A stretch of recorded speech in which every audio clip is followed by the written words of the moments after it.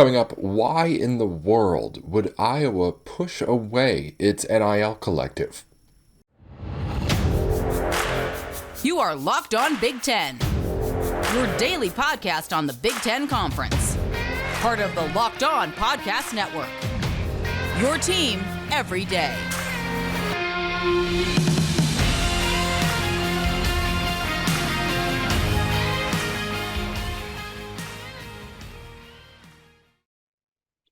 Listening in here to Locked On Big Ten, Trent Condon on the show from Locked On Hawkeyes. I'm Nate Dickinson.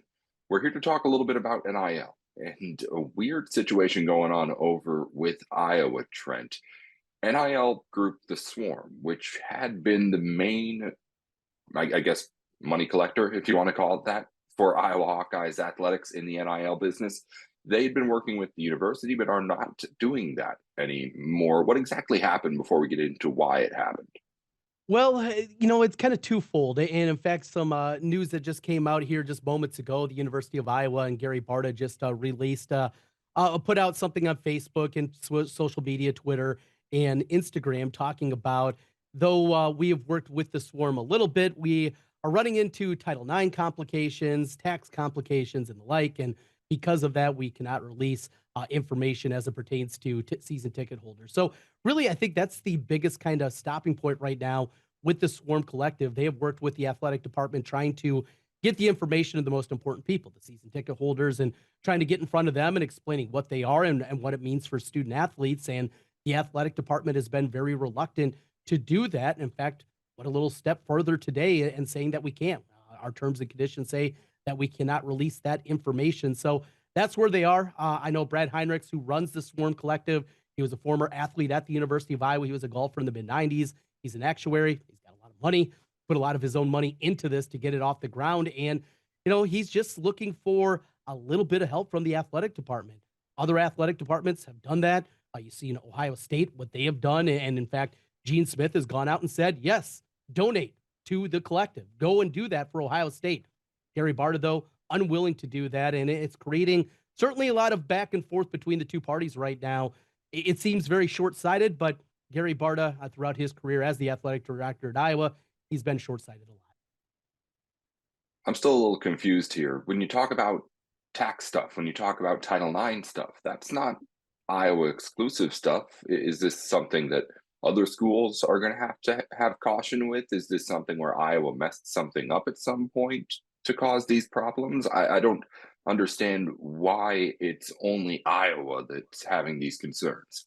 It's a great question, and it's something that I think a lot of people are struggling with. Why is everybody else able to do this? Brad, the Against Swarm Directive Collective, he talked to the collective at North Carolina, said that they've had no problem getting this information from North Carolina and from their athletic department. So this really appears to be Iowa being very careful, the University of Iowa athletic department being very careful. And because of that, setting up, making it more difficult in a place that isn't easy. Iowa, of course, has another power conference in the state. It is a small population base. Has all these things against them. You look at it, it is the smallest public university in the Big Ten. It has all these things against them, and yet it's making it more difficult because of this stance. Now, I understand it because Iowa is very careful. They are to the T, to the letter of the law. They want to be inside of what the NCAA rules are, and that's kind of what they're hiding behind right now. But like I said, it appears to be very short-sighted from the outside looking in about what they're trying to do here. And it just doesn't make a whole lot of sense. In this new world, as you need to evolve and change, Iowa's athletic department, very reluctant to do that. And it's going to set up a very difficult circumstance for the Swarm Collective to get to the level that they need to be at to compete at the highest levels, to compete with the Michigans and the Ohio States of the world. And not only them, but their brethren, even in the Big Ten West. You look at what Nebraska's already done and what they put forward, and they're falling further and further behind. This would be something that I would be able to keep up. Iowa traditionally has one of the top athletic departments in the country as it pertains to money that comes into the athletic coffers. So it is there for Iowa to be successful. The athletic department right now, though, not willing to help out. Well, it makes sense if something is going to happen, if there's going to be some sort of restriction on what you can do with these collectives or something like that. But it's just that we haven't seen any evidence of that so far. We haven't seen any other school really showing any signs of being any sort of cautious in trying to get this money for future players and in working with the people who are outside of the school in getting that money. It's just something that seems like a precaution to something that has no real ground or evidence to be there. It's really, really weird to see them doing this. And I don't think Iowa has some sort of knowledge of something that somebody else doesn't. Like if Iowa knows that something's coming, obviously Nick Saban in Alabama knows that something's coming too. It's not like anything like that is happening. It's only Iowa that's doing it. And it's just really, really weird. So if this is what it's going to be, what happens next? It's a great question. And after today, when Gary Barta put out this statement, talking a little bit more, this was the one that I think stuck out to me, the quote from his press release. There will continue to be limitations on the athletic department's involvement in collectives related to NCAA rules, tax laws, Title IX law, etc. The concept and rules surrounding NIL and collectives will continue to evolve. The Hawkeyes will continue to advance with those changes, unquote. So that's what he said today. It's basically saying, hey, our hands are tied. Sorry, we can't do anything. We're not going to help you out. You have been a corporate sponsor through the radio broadcast. They have done that. The Iowa Swarm Collective spent the money to get their commercials on the radio broadcast for football, basketball games, women's basketball, and the like. So they went out and done that. Hey, that's good. We're happy to take your money as it pertains to putting radio commercials out there, but now we're not going to help you out anymore. Now, remember, Gary Barta has had his own set of issues. He has cost the athletic department and the university millions of dollars with various different things that have gone against him. He has stepped on his foot many times before as it pertains to the firing of Gene Meyer, how that went out. That cost the athletic department $6.5 million because, frankly, he didn't do a good enough job of putting together and showing the reasons of the firing. And because of that, it cost $6.5 million. He's had Title IX implications when he tried to cut a couple of the sports at the University of Iowa. He has been a very good fundraiser, but in things like this, he has really struggled. It looks, at least on the surface right now, and after this press release, that the athletic department is not going to change. They are scared of more litigation. They are concerned that they're going to get in trouble. You know, they have this tagline that they throw in everything. It is win, graduate, do it right. And unfortunately, I think for Hawkeye fans, the most important of those three is do it right. They don't care what everybody else is doing. They want to do it as it pertains to the letter of the law. And because of that, and I think the lawyers that have got involved in this too, they're scared. They're scared to get in trouble. And because of that, that's where we're at right now. The Swarm doesn't stop doing what it's doing right now, I guess, even though the university isn't exactly getting involved. But if you're on the other side of that transaction, if you're someone looking to donate money, why do I do that if I don't know if the school is even going to acknowledge it?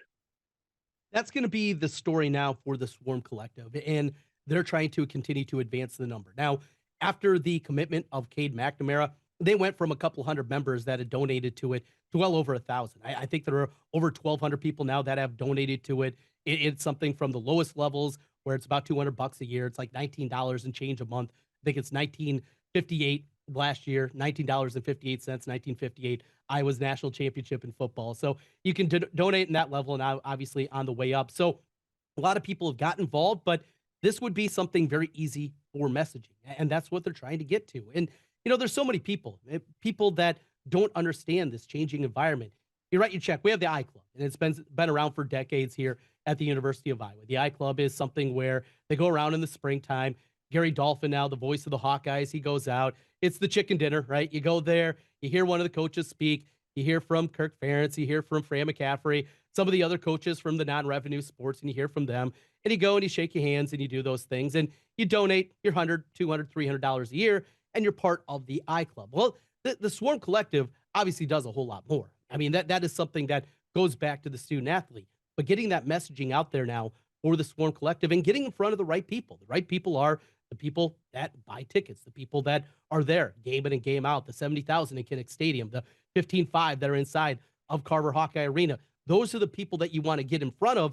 The athletic department makes it difficult. So more than anything, this just made the Swarm Collective that much more difficult. But the frustrating part is when you look across the landscape of college sports and you see everybody else saying, hey, help us out. Yes, we know athletic departments cannot donate to a collective. You can't do that, but you can help.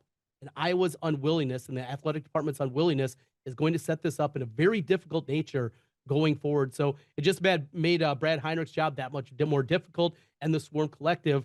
Will it change? We'll see. I mean, there are simple things that can be done. I mean, right now, all right. So yes, you do not allow the way the terms and conditions are for season ticket holders. They don't allow you to be spammed by a bunch of different companies that are also partners with Iowa. Well, you know what? With season tickets next year, say that our terms and conditions have changed. And our terms and conditions going forward, if you'd like to opt out, I think we've all done that, right? You buy something online and it's very easy. You want to opt out a third party, or hey, third party opt in, and you will hear from the Swarm Collective. It's a yes, no checkbox, and do that going forward. Are you going to get everybody that buys season tickets? No, people opt out, but the people that don't are the ones you want to get in front of. It'd be very easy. Will they do that? Of course not, because it's Gary Barta in this athletic department. Is there a chance that this is mainly a whole lot of nothing? Because when you look at how this went down, I mean, with what had been happening with the Swarm Collective, they had worked with Kirk Ferentz before. They had planned at least to work with Fran McCaffrey as well, too, and actually filming some things in support of what they had been doing. And the university really just said they're not going to be directly involved in that kind of a way. It was the Swarm Collective that made this a story. They're the ones that came out and said, hey, what's going on here? So is there a chance really that as far as how this actually affects things, it's not all that different? Coaches are still going to go out and recruit and talk about NIL. The money's still going to be raised in Iowa by the people who are trying to raise it. And the players are, in most likelihood, still going to get the money that's coming to them through this process. Is there a chance that this just is kind of something that's been blown out of proportion in the last couple of days? Yeah, I definitely can see that part of it. And I think in a way it really has. I mean, nothing has changed. Nothing has been different here. It's not like the athletic department was going and doing a bunch of things to help out and then they went the other direction. It's more than anything, the Swarm Collective has been asking for this ticket base to get the names and the numbers and the emails for all these people, and it hasn't happened. So yeah, nothing has changed here. It just, the messaging and something that they thought was going to happen just hasn't. And because of that, it's become a very difficult process for them. But yeah, on the surface though, nothing has really changed in the way that everything operates. Is there a general frustration with the front office or the administration in how things like this are being handled? Is that why this becomes something that's a little bit bigger than just one post by the guy who's leading the Swarm? Yeah, I think that's a huge part of that. Is it felt like they were trending that direction. I think Brad thought ultimately they were going to get this listed, and it was it came out early last week that no, it's not going to happen. And I think that's what led to this. It was trending that direction. Positive momentum had been happening. We felt like we were going to get to this end goal, get this list, get these people that were going to be in front of us, get the tens of thousands of people that buy these tickets. We're going to get in front of them, and it's going to open this thing up, and we're going to go from 1,200 members, and we're going to have 5,000 members. That was the hope. And we're going to get the financial backing. We're going to be at the level of the big programs that are out there and doing a good job at the NIL. And then they're basically told no. And then Brad Heinrich said, well, you know what? I got something. I can go out there and I can talk to the fan base in a way and get my story out there and maybe put a little bit of pressure on the athletic department. I know Brad has also mentioned that he talked to somebody involved with the Board of Regents. That's ultimately Gary Barta's boss. So that's another direction that can go. Gary Barta, his contract runs through June of 2024. He is 59. He's dealt with some health trouble. A lot of people believe that maybe his career is coming to an end. Happened a little bit earlier. That still is a possibility too. But I think more than anything, this was kind of a pressure play by the Swarm Collective, trying to go out there. What can we do to ultimately get what we want? Get these people, get the most important people for us. Knowing that it didn't happen, that's where we are today. So yeah, it's kind of one of those things. Like you said, in the grand scheme of things, nothing has changed. It's just everything has come out in a public forum, and that's why this has become a story here in Iowa. What happens next? Iowa NIL in a little bit of a state of limbo. Is it becomes the first school, at least, to, it seems like, push back a little bit on trying to get as much as it can out of this new system. So Trent Condon with us here on Locked On Big Ten. Thanks for taking a few minutes to give us your thoughts and details on the situation, Trent. We'll have you back on later this week to preview a rematch coming up this weekend, Iowa and Kentucky. Looking forward to talking to you then. All right. Thanks a lot, Nate. Appreciate it. Thank you again to Trent Condon from Locked On Hawkeyes for joining us for a few minutes here on the show to break down a weird situation with the NIL in Iowa. As we said with Trent, we'll get more information, of course, on what's going on there as we learn more. For now, though, we'll continue along with the show with a look at the preview of the first Big Ten bowl game of the season tonight. Wisconsin, Oklahoma State, the Guaranteed Rate Bowl on a baseball field in Arizona. It's going to be a good one for sure. We'll get to it in just a moment. First, though, a reminder that today's show is brought to you in part by LinkedIn Jobs. LinkedIn Jobs has everything that you could need to make sure that you're finding the best possible candidate for your open position. If you want, you can post your job for free over at LinkedIn Jobs just by using our promo code. Head on over to LinkedIn.com/LockedOnCollege,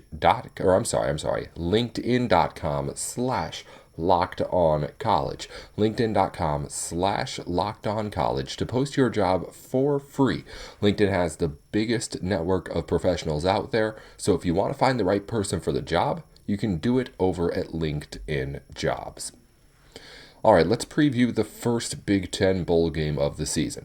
The Wisconsin Badgers are set to face off against the Oklahoma State Cowboys in the Guaranteed Rate Bowl, a matchup in Arizona that's, well, to be quite honest, not exactly shaping up like a hugely exciting matchup.